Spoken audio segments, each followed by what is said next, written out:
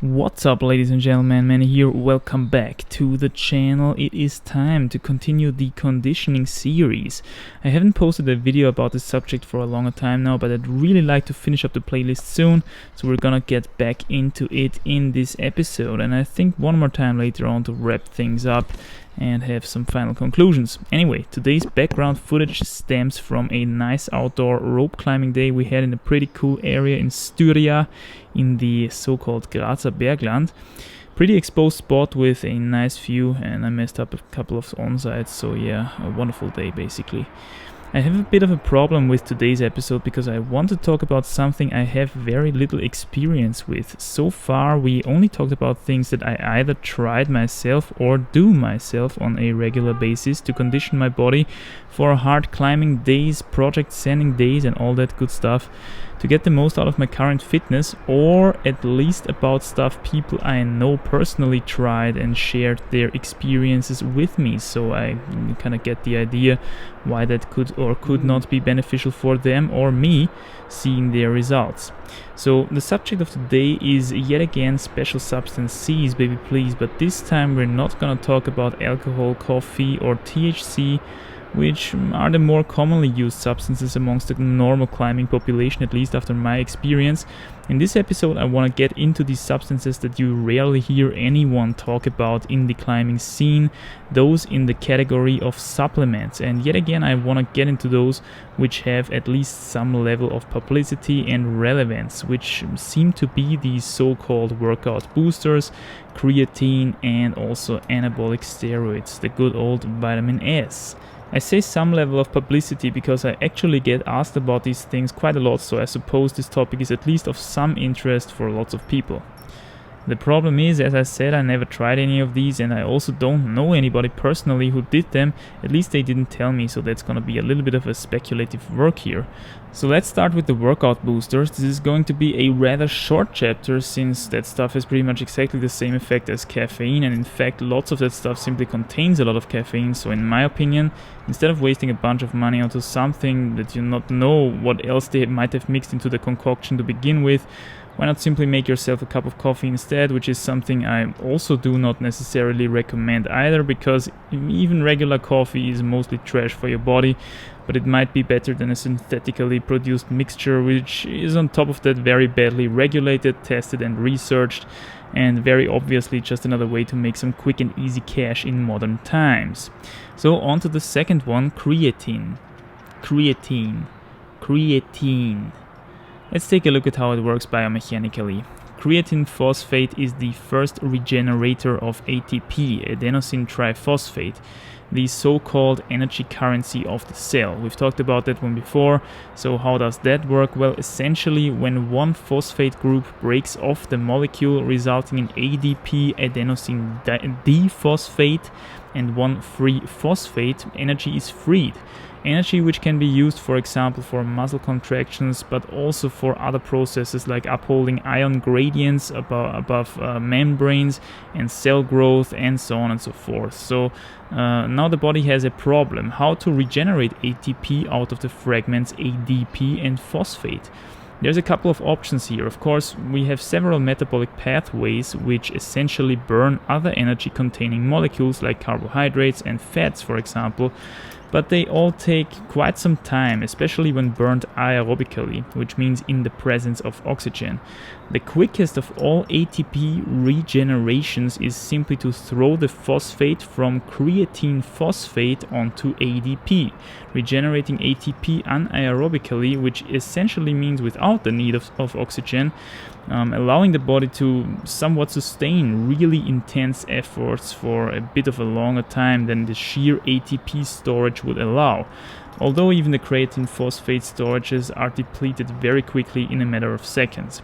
What's left is creatine without a phosphate group basically. During rest, when excess ATP is present, phosphate can be donated back from the ATP to creatine, regenerating the creatine phosphate storage for intense energy demands later on.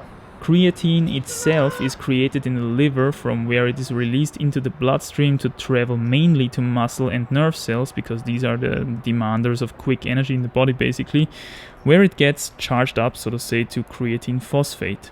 Sounds all relatively useful for climbing, especially bouldering, where we have short and intense outputs of power and lots of anaerobic energy demands in the muscle. Now, here's what I think could be the main problem with supplementing creatine on top of what you produce yourself. Creatine acts like a salt and therefore causes a lot of water retention in the muscle, and therefore quite a significant weight gain usually occurs when people start supplementing. How much depends on the individual. It probably reversely correlates with how much creatine was consumed already with diet in the first place, since another way of taking up significant amounts of creatine is via consumption of muscle meats. Now the question really arises here, what is more important, the bonus when it comes to power or being a few kilos lighter? I'm saying a few. I heard that usually the weight gain is around 1 to 4 kilos, which is a lot when it comes to climbing if you ask me. In my opinion, as almost always in climbing, body weight is more important. Most top athletes, also in bouldering, rather look like toothpicks and not like the bulky bodybuilders you know, and that's for a reason. But honestly, who knows what they're taking? Exogenous creatine is not on the list of forbidden substances as far as I know, so that's pretty much all that is to creatine. That's all I know. If you have experience with it and like to share it, please feel free to comment down below. On to the third subject, anabolic steroids. Their mechanism of action is relatively simple. Higher concentrations of these hormones, and we're especially talking about testosterone here and testosterone-like substances, and several growth hormones like HGH, human growth hormone, and as far as I know, they simply crank up anabolic processes in the body. What is an anabolic process? Well, muscle growth, for example, but also all sorts of other growths like bones, cartilage in nose and ears, organs, you name it. All these kinds of gains occur here on these substances and are actually very often an unwanted side effect in people who use them regularly. The prime example of these are, of course, top-tier bodybuilders. That's why the same argument as in the creatine question is valid here too. Will the strength gains outperform the weight gains? I think not. However, when it comes to anabolic steroids, we must not forget that they do not necessarily have to be utilized to get big and strong. They are also widely used amongst athletes who need to recover very quickly during multi-day competitions, for example, or simply want to increase their training load, which yet again demands higher and quicker recovery rates. So I think the classical example here would be cyclists. As you know, doping has quite a significant history in that sport, also with anabolic steroids, and every one of these guys look real thin, even the doped ones. Otherwise it probably wouldn't pay off, since you need to be quite lightweight to be a good cyclist as well. So obviously it is possible to use these substances without blowing up like a balloon, and that makes them somehow relevant for climbing as well. Also taking the only for recovery usage into account. Does that mean that climbing pros could be on gear? I don't know. However, what I'm quite sure about is that it takes quite a bit of strategy and money actually to take gear and hide it from the testing. An effort which I think is not worth the comparably low price money a world-class climber still gets. But who knows, maybe that changes in the future with the Olympics, and as winning becomes more lucrative, we might see the one or the other athlete jumping from full natty bra status into juice head mode.